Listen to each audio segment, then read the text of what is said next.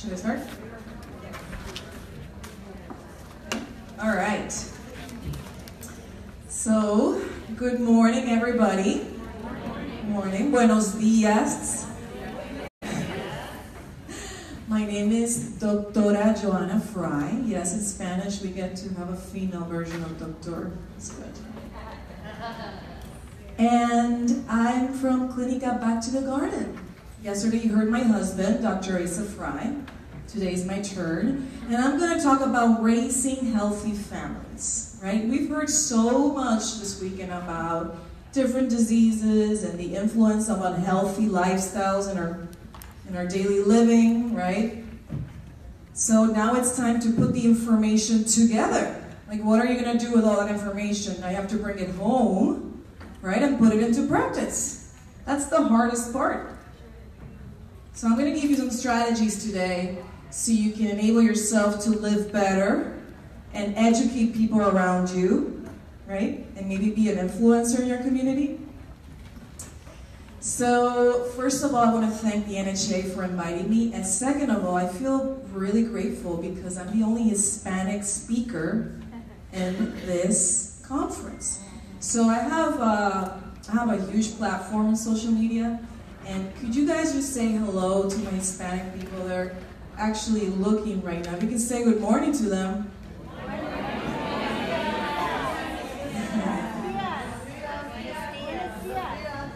Thank you for that. I appreciate it. All right, so let me get myself set up here. So this is me and my husband. We have a chronic disease prevention and reversal clinic in San Juan, Puerto Rico. And like I mentioned, we have a big educational platform for Hispanic community. So that means that I'm every single week offering free live conferences through Facebook about all the topics you've heard today and others. I also do cooking demonstrations for free continuously. So if you like to get educated and you want to learn Spanish, this is your moment. Check us out on social media. I'll show you the links at the end. That's pretty much all I do. I love educating, so I'm always educating, and Dr. Frey gets to see all the patients. So we have two kinds of clinics. So when we moved to the island, because I'm from Puerto Rico, but I moved out when I was 19 years old, and I went to college in the States for years and years. And finally, my husband and I said, you know what, let's go back to the island because we saw the need of the information. So we moved there like around 3 years ago, and we opened our first practice, which is an outpatient clinic, and we do the consults there, we do a bunch of conferences, we do healthy clinical cooking workshops. I love to cook. I've been cooking since I was 19 years old, so I love to cook. I'm always making different recipes. I love desserts. So if you go to my channel, you'll see all these different postres, which means desserts. All healthy, so you can get all excited for that.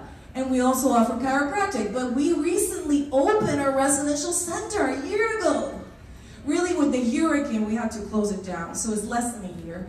But we have a beautiful home. So on the other side of the wing of the home, we have where patients stay, and they have their own terrace and their backyard in this warm, beautiful weather in Puerto Rico. And we do supervised water fasting. And then we have a very individualized educational program. So Dr. Frey and me are always teaching them, giving them conferences to the patients, teaching them how to cook, because, all right, you're gonna get better in the water fasting, but what's gonna happen when you go home if you don't have the tools to put them into work?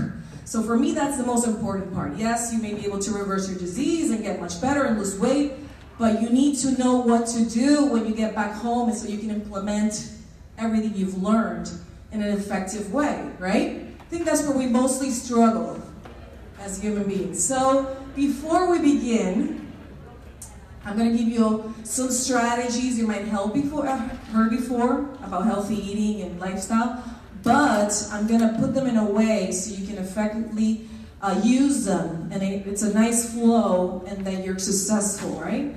But before we begin, I'm going to discuss how can we, I'm going to talk a little bit about some of the data about the current health status of the children in the United States and in Puerto Rico.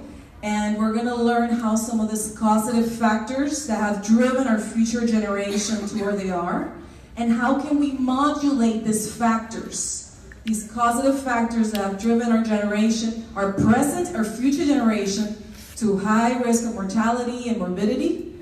So we're going to choose today overweight and obesity because we know they have the far-reaching effects in our society. Not only it's a huge global expense, it's around $2 trillion, but we know it's associated with major causes of death and disability, and we are going to start recognizing that it's a rising epidemic worldwide. Children and youth overweight and obesity. Also, thanks to the Global Burden Disease, a comprehensive study that was done in 2015, taking the data of 195 countries, we know that there's 608 million people obese. Not overweight, obese, and 108 million children as well.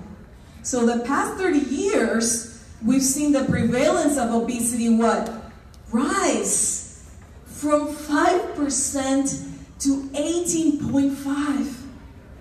That's huge, right?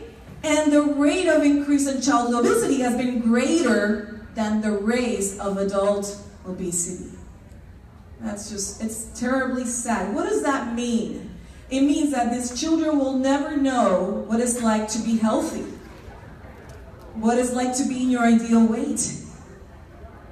So almost 1 of 3 children are overweight or obese, and we know that the highest prevalence is in Hispanics and non-Black, but white people as well is included. And we know that excess body weight in children is associated with excess morbidity and excess body weight in adulthood. So what are the main causes, right? We've heard from Dr. Goldhammer, the addiction in food is the main cause, but there's other 2 very important factors, and is the behavioral and environmental factors. You guys probably heard of this. And the problem is that our social norms, which are implicit codes of action, right? They tell us what's appropriate to do when we are out and about, when we're in a family gathering, when we're in a restaurant with friends. They're perceived standards, these social eating norms. They constitute what is appropriate for us to consume. What does that mean? It means that you go to a restaurant with friends and they're all ordering what? Animal products or high processed foods. It could be vegan food, but it could be terribly high in fat and sugar and flour, right?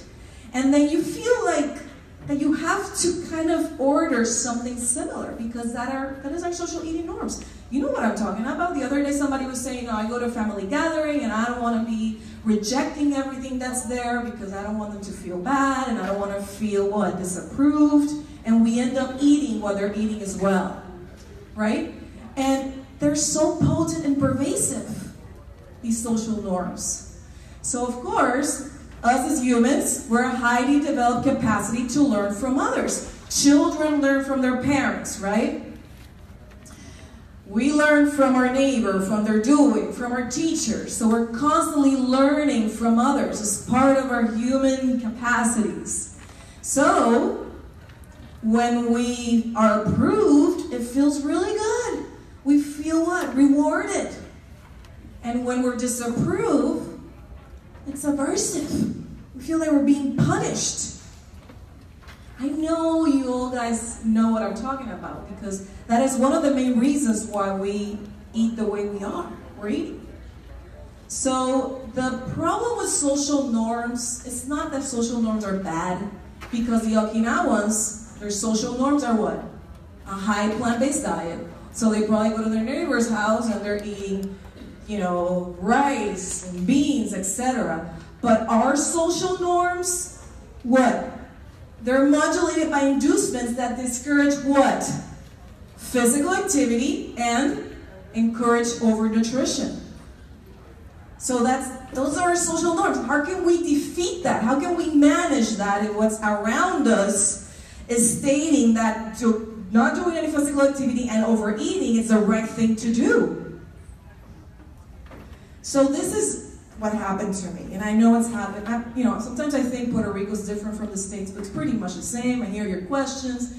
Really, it's nothing. It's just really the same thing. And this is what happened with me growing up. I grew up, had a nanny, and in Puerto Rico, at least my nanny, would make me eat all my food. So if I didn't finish my plate, you couldn't go play. So I learned to overeat. That was normal for me. Feeling bloated, inflamed, digestive issues, that was normal. Having a meal and feeling flat and empty, that meant that I did not finish, that I was not full, that was not right.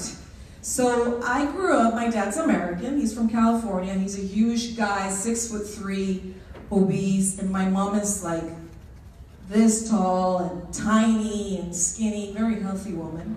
And when we would go to family gatherings, because we have, Hispanics, we have tons of cousins. I have like 60 cousins, 12 aunts and uncles. That's from my mom's side only.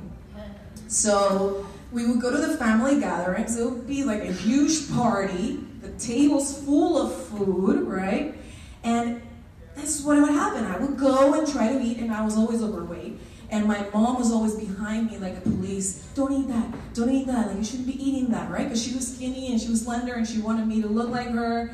And it would bother me so much. I hated that from her, and now I'm so grateful, right? Because I would have probably ended up like my father. And my family would say this, let her eat what she wants. Let her enjoy her childhood. She's just 8 years old. She's just big bone. Look at her dad.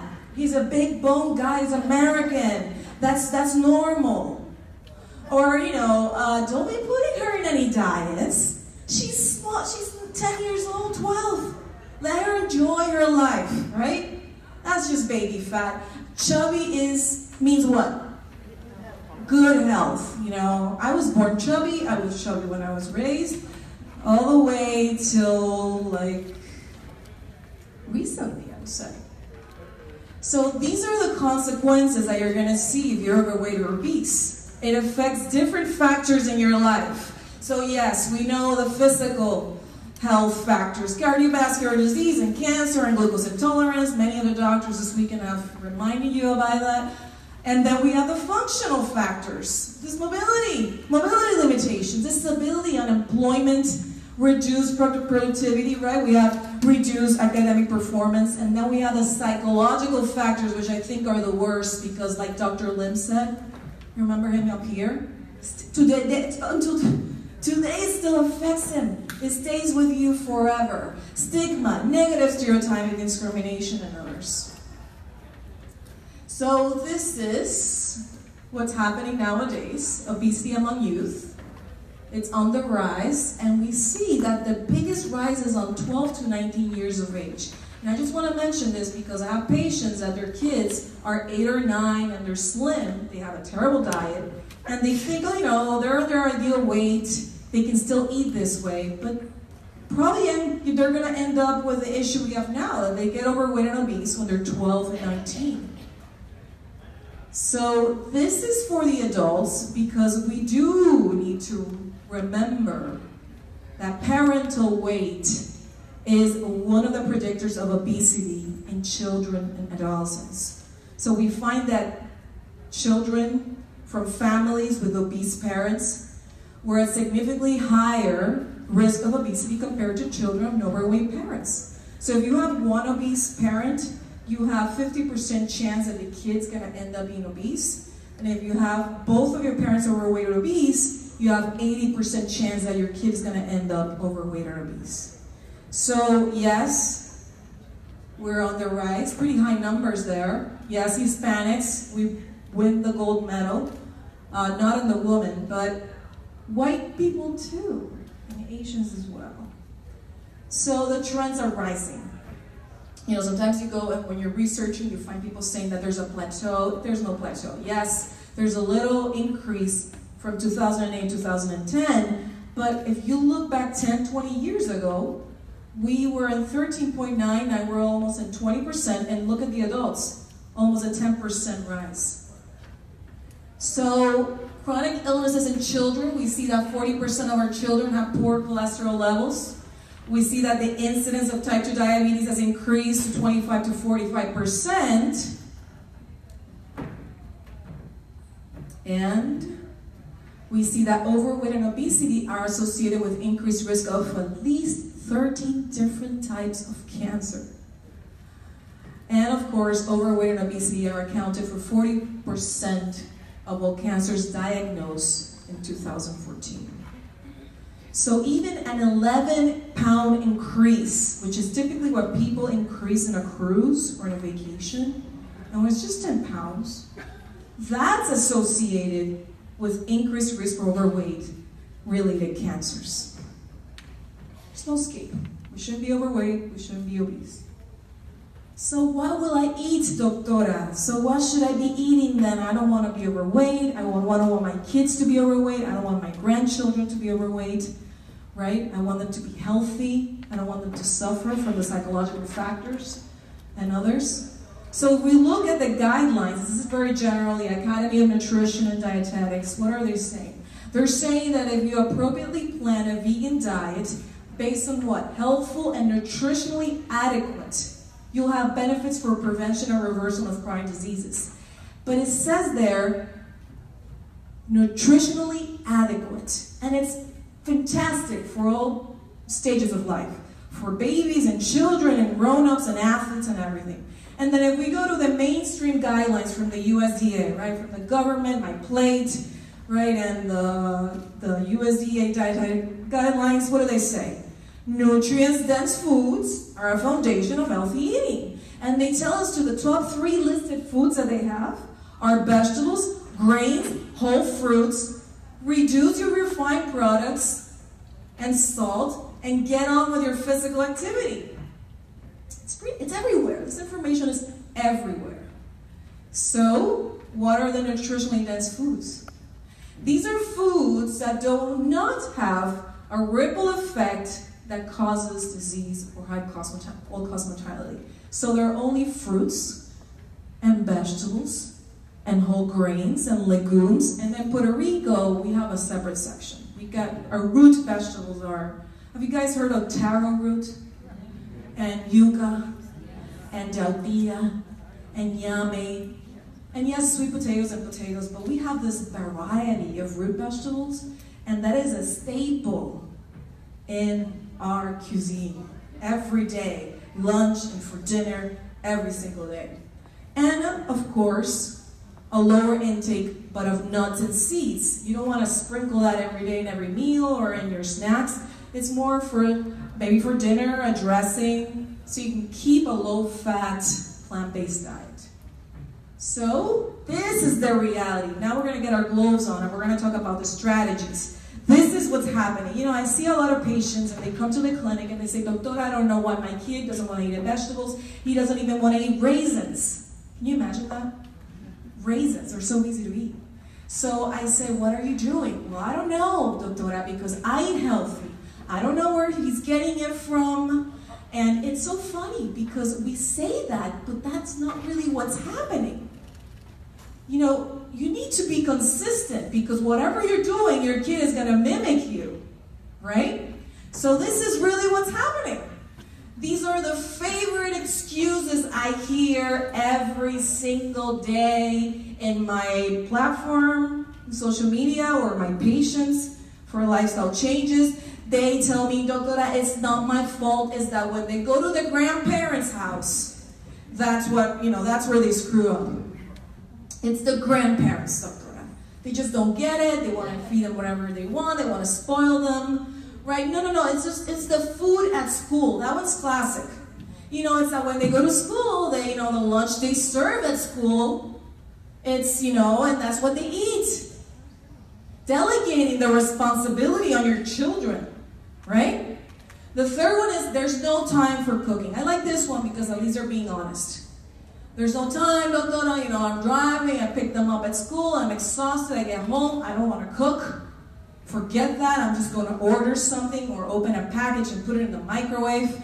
And then healthy is expensive, right? Because we've heard that. People think that the healthy foods are the ones that say gluten-free and organic, right? And then no idea how to prepare healthy foods. That's another one. I just don't know how to saute without oil. I don't know how to make this. I don't know how to make that. So forget it. I'm going to keep doing what I'm doing, right? And the last one, I don't know why my kid eats that way because I eat healthy, doctora. I eat really healthy. I don't know where he's learning that. I don't know who he's mimicking. Yes. Well, I don't believe any of those excuses. I do tell them I believe them, but I really don't believe them because I know the truth. Because I have a 6-year-old, and I see patients, and I go out, and I look what people are doing.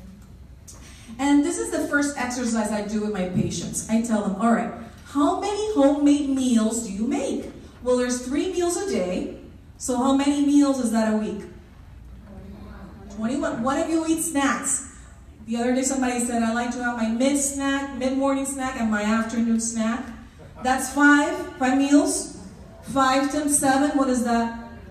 35. How many of those are not prepared at home? And let me remind you, prepared at home means that you took the vegetable cutter and you had a knife and you actually cut the produce. It's not that you took the Trader Joe's burrito dish and you put it in the microwave. That does not count as homemade meal. I do have to say that because I do hear it for real. Like, this is no joke. So how many of those?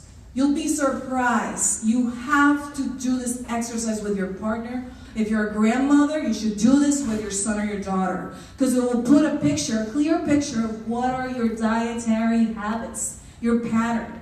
All right, and then what happens? Yes, lunch at school counts like eating out. So your kids are eating breakfast out. If you give them a muffin or whatever package, then they're having lunch at school, which is a meal that's considered not homemade.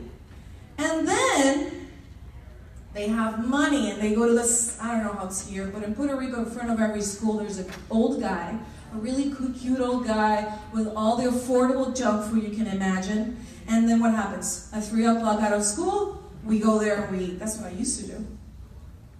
So our children are so exposed. No wonder the statistics are rising. They're eating tons of meals outside the home. They're pretty much all junk food. And then they get home because mom and dad are what? Tired.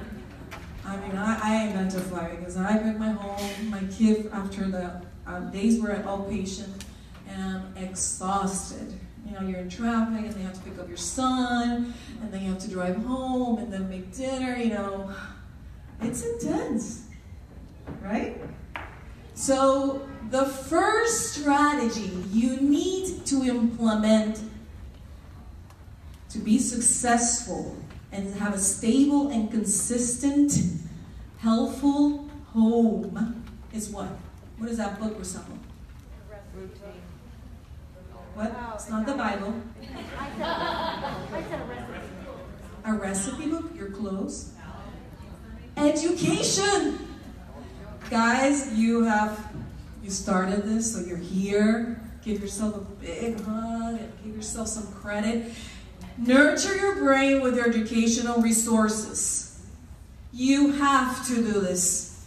I'm not talking that you're going to go to all the plant-based conference throughout the year and try to no, you don't need to do that. Choose 1 or 2 that you like, or just, there's so much information. There's so many YouTube videos, and Facebook Lives. Education is a process, but is a result. So as you're learning, as you did this weekend, and you're still going to keep learning, what's going to happen? You're going to have great results from whatever you've acquired this weekend, because you will implement some of these in your daily life, even if it's one of them. Second of all, this will affect your social network, because you remember social norms, what we spoke about earlier, how they affect us? Now we can affect our social norms. We can influence with our education the social norms, so they're what? Modulated. Yes or no? Also, you learn how to access information. Let me tell you, anybody can read studies. You know, anybody can go to PubMed and do all that research. but how do you access the information? How do you understand that ability that you learned this weekend? Because you need to learn how to discern information. Some information, they use certain studies so they can get certain results. Some have a conflict of interest, right? They're sponsored by the dairy industry or whatever, right? So you need to learn how to read this material so you can know which one's not correct, which one's false, right? And you've learned this weekend some tools of how to do that, right? From all the great doctors. Yes or no? Yes. So you're going to increase agency and self-efficacy. Of course, your cognitive skills are going to increase. And if you ever are in doubt, just go to the population studies. Has anybody here seen the Blue Zone movie or have read the book, Blue Zones? The Okinawans. We've heard of the Okinawans. They're so famous. Do they even know they're that famous? The Loma Linda community. So go back to them. What are they doing? When you have somebody, a keto guy or a paleo guy trying to challenge your views, what are the populations that have the longest right? Are living the longest, they're the healthiest. What are they doing? They have a high plant diet, they're sleeping, they're what? They're exercising, they have a good community, people that surround them, that love them, right? They're, like Dr. Sabatino said, under low stress environments and situations. So that's what we need to go back to. So if you get confused, just go back to those population studies. So the second strategy, so we're getting educated. What is the second strategy? What is that? What do you think that little, I try my best to get something that represents the strategy, but I'm not like the best with all the cyber stuff. My husband's the one that helps me. What's that? Taking notes? Yes! We need to plan effectively. So do you think you're going to go back on Monday home and be like, all right, I'm going to do this, and everything's going to, all the ideas and everything's just going to appear, and everything's going to be perfect, I'm going to be a master. Really? No, that's not what's going to happen. You're going to have to plan. You're going to have to get organized. I'm talking here about families. I'm talking here about grandparents, or if you live by yourself, this applies at what as well? You need to plan. You need to identify first the whole plant foods your family enjoys. So this is what I do with my patients. I give them a list of all the fruits and vegetables and grains and legumes and nuts and seeds, and they scroll through the list. And they're like, well, Timmy likes apples, and Mariana likes oranges, and Mom likes this, and Dad likes that, and they go through the whole list. Sometimes they're surprised because they come to the clinic saying they don't like anything. And when they go through the list, what's happening? Mariana, yeah, look, we have choices. They actually like stuff. So this is really good because sometimes we take it for granted, but we scroll through the whole list of fruits and vegetables, nuts and seeds and legumes and starches, and then they see what's happening. Oh yeah, our daughter does like some stuff. Our son does like some stuff. Mom and Dad as well. So after you do that, I suggest you script like a general menu. You don't have to write down the exact recipes, but just have an idea of what your week is going to look like. Well, Monday, my daughter likes chickpeas and they like broccoli. So Monday we can make some broccoli and chickpeas and potatoes. And you have a general script of what you're going to expect during the week. You need this because Tuesday, Thursdays maybe are your stressful days. You get home and you don't want to cook, you don't know what to cook, and you're a huge mess. And what happens? You go back to what? Your old habits. So easy to go back to them. Open that special cabinet with the junk food, and that's what we want to avoid. So you have your script, and then you want to stay away from what? Packaged foods. All of them, except it's a packaged legumes, right? Or grains. And learn how to read labels. Honestly, so easy. You just have to turn the box and read the ingredients, and if something doesn't sound right, you do what? Put it back on the shelf. Right? And keep it simple. Some parents like to go crazy. I'm going to make lasagna, and I'm going to make them this. Kids don't care about that stuff. I don't know your kids, but the kids I know, they like simple. A broccoli, some potatoes. You saw yesterday how to do the French fries made with sweet potatoes, so good, right? Delicious. And then you can just add maybe a bean or a grain. Children love simplicity, and you know what? You should exploit that the most you can. The simpler the better for your digestion, assimilation, elimination, and everything. And then plan a day to be creative. My husband, he's like the easiest guy. Like, baby, what do you want for dinner? Whatever, you know, broccoli and salad and potatoes. And I'm like the kind of person that likes to like make it exciting. And on Sundays is like my day that I get to like relax. And I'm like, what should we do on Sunday? Babe, what should we do? What should we make? He's like, I don't care. He's not in there with me. So I have to make up, and I said, let's do Mexican. So then we make Mexican, but we stay inside what? Our parameters. I'm not going to take out the bottle of oil and salt and make a crazy dish, but on Sundays I do.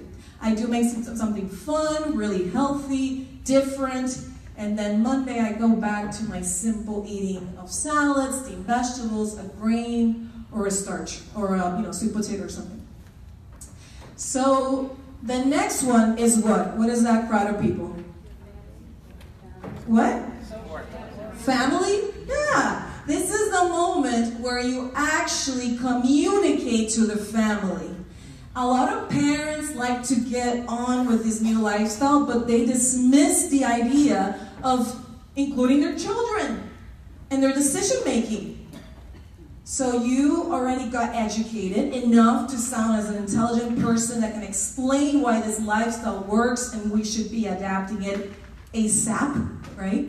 Second, you plan already efficiently. You have a plan for the week. You know what you're going to do. You know what you're going to be preparing. Now the third is you're going to sit with your family intelligently so you don't sound like an idiot, right? You sit down with them and with your children and you tell them, listen, and you connect with them. And maybe Tim has asthma and he does a machine. Or maybe Mariana takes medication for something, or she's overweight. So you connect with your family. You say, listen, we've been confronting some health issues, and we've been learning this and this and that, and we really, mom and dad, we want to implement this in our household. And you connect with your family. And you do the best you can to express to them that these are the new things that are happening in the house. Okay, and we're going to take consideration of the things that you like, and we're going to make dishes that we love, but just healthy, and blah, blah, blah, blah, blah. You get the point? So this is really important. And you might have an adolescent that will be against everything you want to do, but you are setting new parameters at home. So it doesn't matter if the 15-year-old is against this. He can do whatever he wants maybe when he's out of the house, but inside of the house is what? We have the rules of healthy dietary patterns. All right? Just like you don't let cocaine and heroin go in the house, right? You said, well, these are the rules. You can eat that when you're outside of the house, and we're going to do the best to incline to your taste preferences. So if he loves pizza, you try to make the best you can to accommodate him and see what happens, right? So this is the other one. The fourth one is what? We go shopping, and this is how your fridge should look like. My fridge does not look like that because it takes skill to do this. I try to do it, it's just not that easy. And this is what happens. You first have to clean your kitchen. You have to clean it. You have to get rid of everything, give it away to somebody that might use it, throw it away. Whatever you want, you have to clean and get rid of the unhealthy foods. You can't have that naughty cabinet with a lock in it. You can't do that. You know you're going to go back there, right? When you're feeling weak in this process. I'm telling you, if you clean your kitchen, you will not have any options to do what? To cheat. Really, you're really helping yourself. Second, do some urban planning. All right, this is my supermarket where I buy this. I buy my vegetables over here. I do hear this, I just don't know where to buy vegetables in Puerto Rico. People say this, there's no fruit, I don't know where to get it. It's so, what?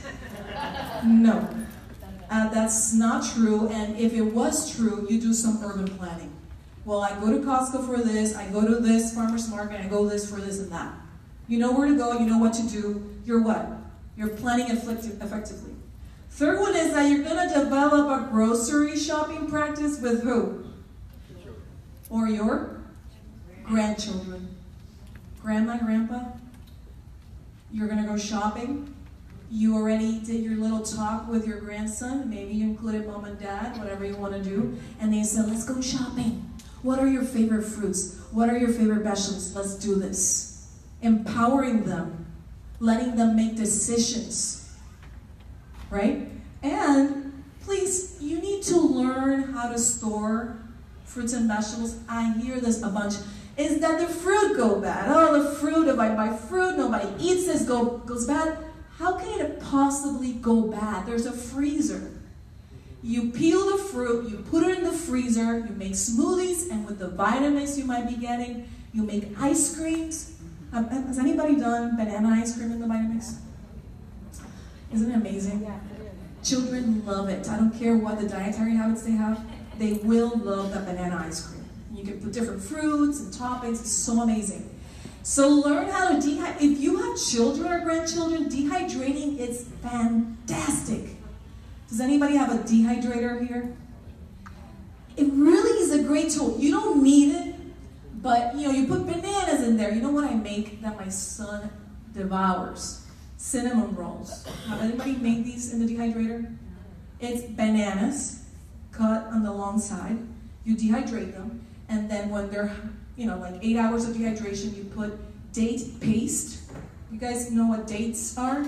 You make a paste and you put it on top of the banana and you roll them and you keep layering them, and then you make this roll of bananas and you put it back in the dehydrator, and then that dehydrates for like 8 hours, and it's incredible. It's chewy, caramelly. Children love it. So, I hope I make you hungry.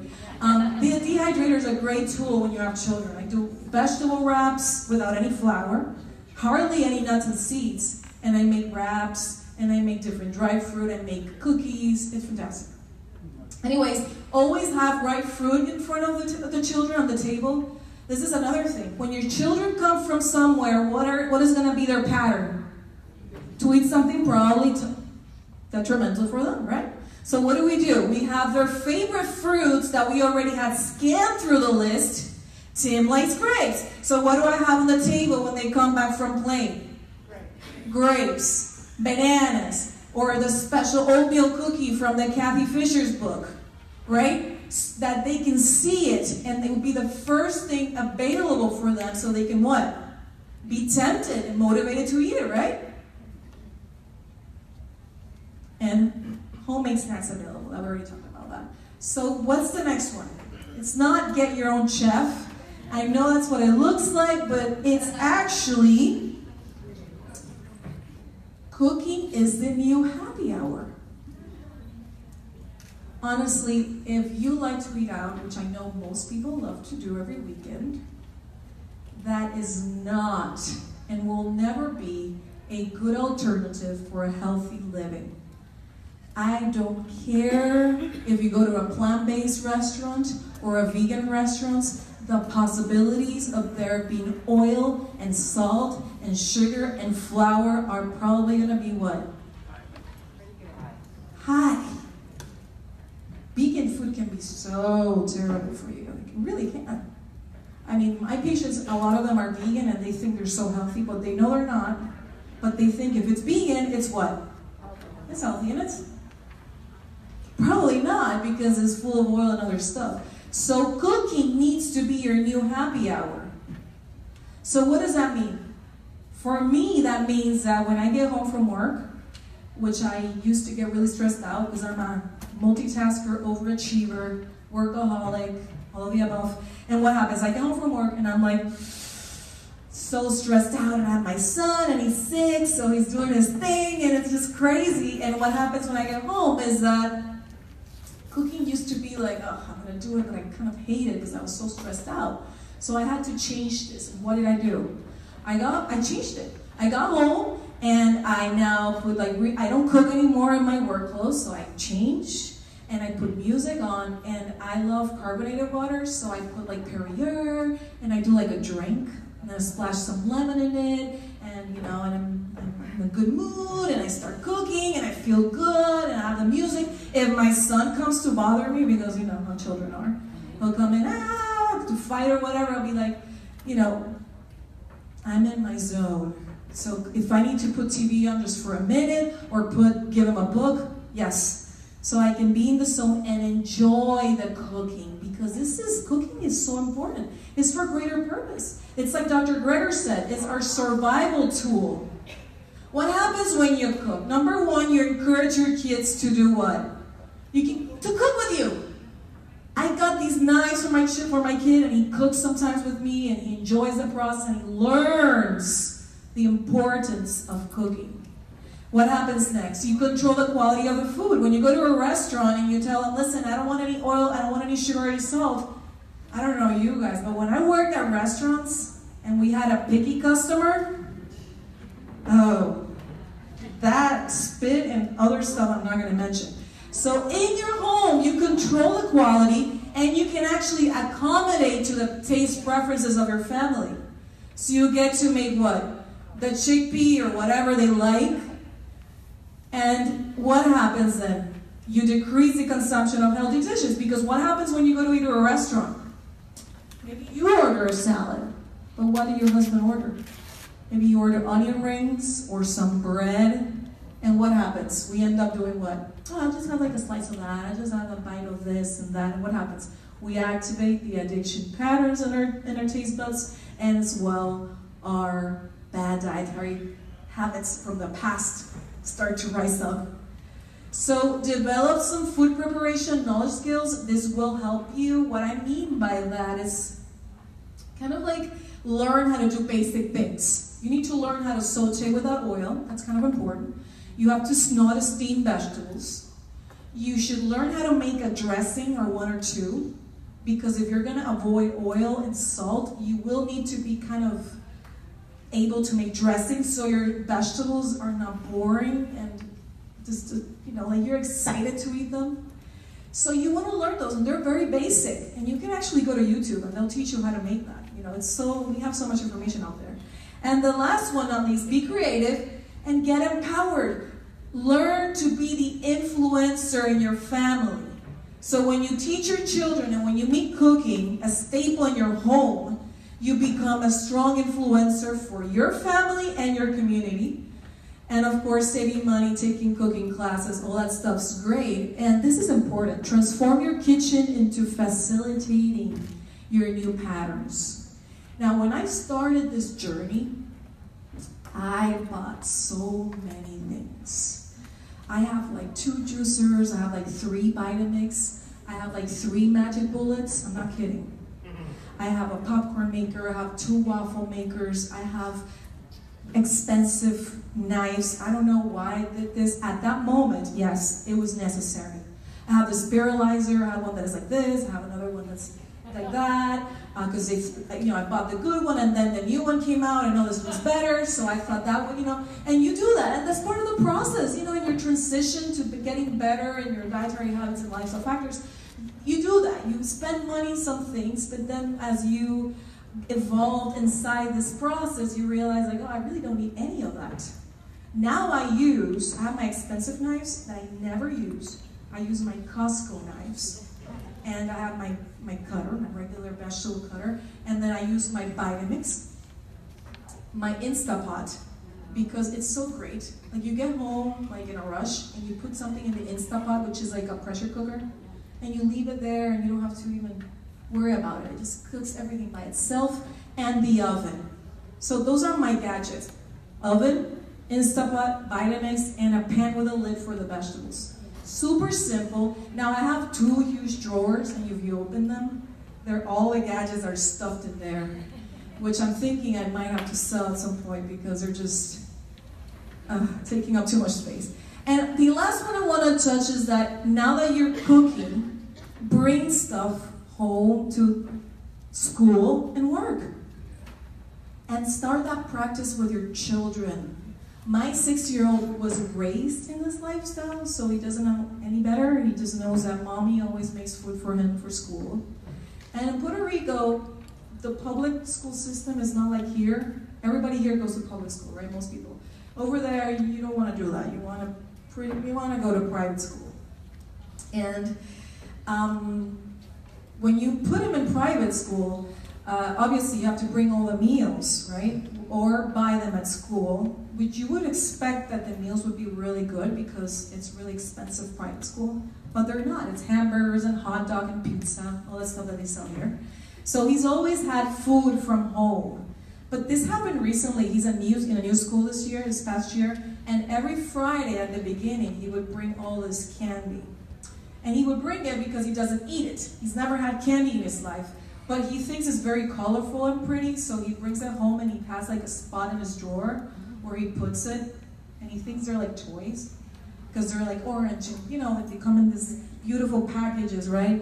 So it kept happening every week, so I ended up going to school, not to like accuse a teacher or anything. I said, hey, you know, teacher, what's going on Fridays? You know, I see that Asher always brings all this candy. And she said, yeah, Friday we do a celebration at school. Like, it's Friday, so we give out candy every single Friday. And I was like, oh, okay, so what do you think I did? Obviously, I didn't say anything to her, because this is not a person that will ready for a change. But I said, oh, okay, great, thank you for letting me know. And what happened next Friday? I brought him some fun snacks. So when they were giving out the candy in the classroom, which was in the middle of the day, he had the fun snacks he could take out. So I made him like raw brownie, I made him like a carrot cake, and he had that snack he could eat while the kids were going crazy with all the sugar. But he had something that he thought it was fun and different, and he was able to connect in a certain way with the other children of a happy activity, a fun, crazy activity, but he still kept what? Those healthy choices. And he knows, he's like, great, I can have fun like the other children, but I get to do it healthy because we've already done what? Education. He's been getting educated since he was born. Literally, in a very simple way. Every time a year passes, I can be a little more complex. So he gets educated. He understands what's happening. When we go to a birthday party, what happens? I don't call the mom anymore and ask her, what kind of cake are you guys going to have? I used to do that. I used to call the mom and be like, so what kind of cake you guys are making? Oh, chocolate. Okay, great. And I would make like a carob cake for him. I don't do that anymore. I tell him, listen, at the beginning, when we started with this, when he was a little older, I said, listen, Asher, we're going to go to a birthday party. And there's going to be a lot of different foods that you're not used to seeing. I'm going to bring some food, so, you know, just when you see that, don't criticize anybody. Don't, you know, like, don't say, that's unhealthy, you know, because he knows. Just, you know, like, I have snacks for you, let me know when you're hungry. So when we go to a birthday party, and it's birthday time, right, the cake time, what does he do? He runs to me, Mom, give me my carob cake, because we don't do chocolate. And he's like, and then he takes it out and he eats it in front of the other kids so happy and joyfully, right? And that really, it's something that if you start, you will be the master of this. The last one would be this one. And this is where the reality comes in. This is the last strategy, is that you need to love yourself. I hear this all the time. Oh, you know, like, I'm trying for my son to eat healthy. I'm trying for him to eat this and that. And I say, I know she's not eating healthy because of her physical appearance. And I ask her, are you eating the way you want your child wants you to eat? Well, you know, I'm still making changes. You're not. Honestly, you need to think of yourself first before you implement anything on your children. It's contradictory. Contradictory. It is. You're telling him you need to eat your peas, you need to eat your carrots, and then mom's over here sometimes eating fries and eating animal products. Children do not know how to discern. They see what they see and they think that's the right thing to do. You need to be the first consistent model. You need to represent, which means you need to get educated, you need to start practicing, you need to cleaning out your kitchen, and you need to change your habits, and then worry about your children, because that's when it's going to come really easy. Because they're used to seeing you doing that constantly. Now what happens? They know that's what we do at home. They know this is a new household norm. So take care of yourself. And last but not least, visualize your results. And this is more like spiritual stuff. I follow like a lot of law of attraction leaders. I love it. Meditation, all that stuff. I'm into that stuff. It's helped me a lot with my stress. And let me tell you, this is something I do, and it works for me like a charm. When I pick up my son from school, 5:30-ish, a bunch of traffic, I pick him up at Abu's house, which is my mother, which I've trained her to feed him the way that he eats. So she knows that she can't be feeding him any salt or bread or any of that. So I pick him up, and like I said, I can get a little stressed out, right? And what I do, and I've learned to do, is that as I'm driving to home, I start visualizing how it's going to portray when I get there. So I start thinking, when I get home, I'm going to feel really good, I'm going to feel really relaxed. I see myself cooking the meal, and whatever I make, Ash is going to like, and I'm going to have fun, and I'm going to be like this and like that, and when we serve dinner, he's going to enjoy his meal, and he's going to love it, and we're going to have a great time. And honestly, 8 out of 10, that's usually what happens. It really is so powerful to state your results before you get there and set yourself for success in here, mentally, right? And from there, I'm telling you, it will happen. So if you're a grandmother, frustrated grandmother with your daughter, your son, just feeding them terrible and they don't get it, just visualize and implement everything you've learned in a wise way, right? And it will happen. It will eventually happen. So this is us in social media. That's my son. He's super cute. He looks like me. And this is an old picture. If you want to learn Spanish, I would encourage you to visit our Facebook page. My husband does Facebook Live in English, and we do all sorts of topics on a weekly basis. We're like machines. So also we're on Instagram, and you guys know about Instant Story? No? Yes? Well, anyways, if you're into Instagram, we do tons of lifestyle shots of recipes of what I'm eating, of trips and tips and tricks for daily living. And of course, we're on YouTube, and that's our website. Check it out. Back to the Garden PR.